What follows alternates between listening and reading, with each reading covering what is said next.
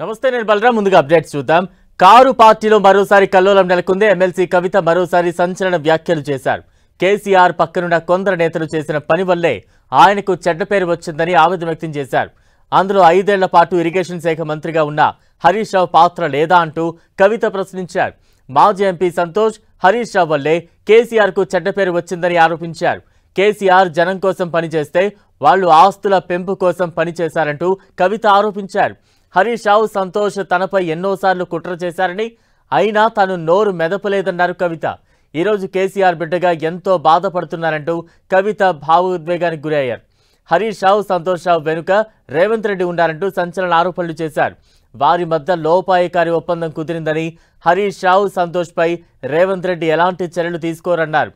కేసీఆర్ మీద సిబిఐ దర్యాప్తు వేశాక పార్టీ ఉంటే ఏంటి లేకపోతే ఏంటి అన్నారు తన తండ్రి పరువునకు సంబంధించి లేఖ బయటకు వచ్చినా ఎవరి పేర్లు బయట పెట్టలేదన్నారు కవిత కేసీఆర్ హిమాలయ పర్వతం లాంటి వారని ఆయనకు అవినీతి మరక అంటితే తట్టుకోలేకపోతున్నారన్నారు దేవుడి లాంటి తన తండ్రిపై సిబిఐ దర్యాప్తుకు ఆదేశిస్తే బాధ ఉండదా కేసీఆర్ను అసెంబ్లీలో అన్ని మాటలు అంటుంటే ఒక్కరు కూడా నోరు మెదపలేదని కవిత తప్పుబట్టారు కవిత వ్యాఖ్యలకు బీఆర్ఎస్ కౌంటర్ అటాక్ చేస్తోంది కవిత ఆరోపణలు వెంటనే హరీష్ రావును పొగుడుతూ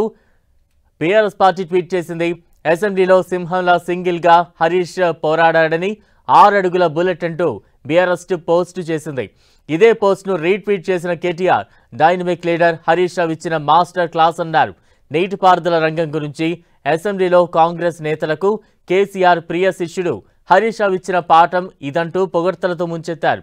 హరీష్ పాఠంతో కాంగ్రెస్ వాళ్ళు చాలా నేర్చుకున్నారని భావిస్తున్నారంటూ ట్వీట్ చేశారు అయితే హరీష్ రావుపై కవిత విమర్శలు చేసిన క్రమంలో బీఆర్ఎస్ పార్టీ కేటీఆర్ ఆయనకు మద్దతుగా నిలవడం చర్చనీయాంశంగా మారింది ఇదే సమయంలో ఎర్రవెల్లి ఫామ్ హౌస్లో కేసీఆర్తో ముఖ్య నేతలు భేటీ అయ్యారు కాళేశ్వరం కమిషన్పై అసెంబ్లీలో చర్చతో మైలేజ్ పొందామని భావిస్తున్న తరుణంలో కవిత చేసిన కామెంట్స్ పార్టీని డిఫెన్స్లో పడేశాయనే విషయంలో చర్చించారు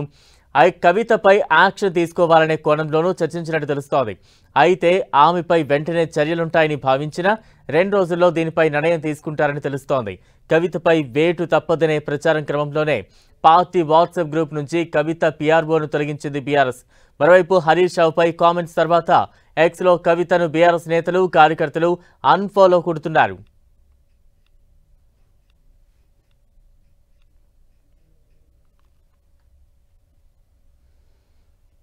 నాకా బాధ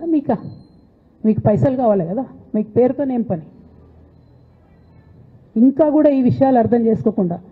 ఇంకా కూడా ఇటువంటి వ్యక్తుల్ని దూరం పెట్టుకోకుండా ఉంటే ఇక కేసీఆర్ గారి మీద సిబిఐ కేసు వేసేటటువంటి స్థాయికి వచ్చినాక ఏం పార్టీ ఉంటేంది పోతేంది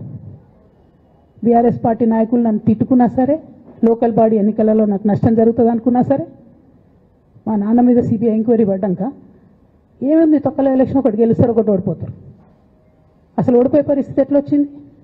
ఇటువంటి ఆలోచన చేసుకోవాలి కదా అంటే నా దగ్గర పైసలు ఉన్నాయి టీవీలు ఉన్నాయి సోషల్ మీడియాలు ఉన్నాయి ఏటు పడితే అటు మాట్లాడతామంటే తోలు తీస్తాం చెప్తున్నా నేను గీత గీసుకుంటాం బిడ్డ మీరు ఒక్క కమెంట్ పెడితే మేము 10 చేస్తాం ఏది పడితే అది మాట్లాడచ్చు సోషల్ మీడియాలో అనుకుంటూ చూసుకుంటూ ఊరుకుంటున్నా పెద్ద సార్ దగ్గరకు వచ్చినాక ఇక కాంప్రమైజ్ అయ్యేది ఏం లేదు ఘోష్ కమిషన్ వేసిన రోజే నేను చెప్పిన ఎందుకు రియాక్ట్ కాలేదు పార్టీ అని అడిగిన ఆ రోజునే నిన్న సిబిఐ ఎంక్వైరీ వేస్తున్నా అని రేవంత్ రెడ్డి గారు అసెంబ్లీలో చెప్తే తెలంగాణ బంద్ ఖాళీ వద్దా బగ్గుమనొద్దా తెలంగాణ ఎట్లా మాట్లాడతారు నిజంగానే మనిషి అవినీతి అయితే నిజంగానే మనిషి డబ్బులు తినోడైతే వేరు మాట ఆయనకు తిండి మీద కూడా ధ్యాస ఉండదు బాబు